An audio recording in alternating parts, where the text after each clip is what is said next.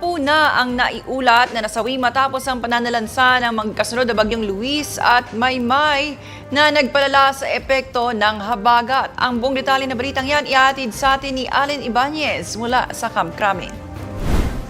Tumaas pa ang bilang ng mga namatay matapos ang pagtama ng magkasunod na bagyong Luis at Maymay na sinundan pa ng habagat.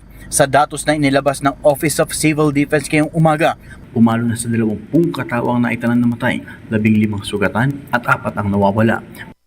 Mula sa bilang ng mga namatay, 12 rito ay galing sa Benguet, kabilang ang 9 sa Baguio, 2 sa La Trinidad at 1 sa Atok na dahil sa landslide. Habang nasa mahigit 2.2 milyong katao o katumbas ng 646,000 na pamilya ang apektado ng sama ng panahon.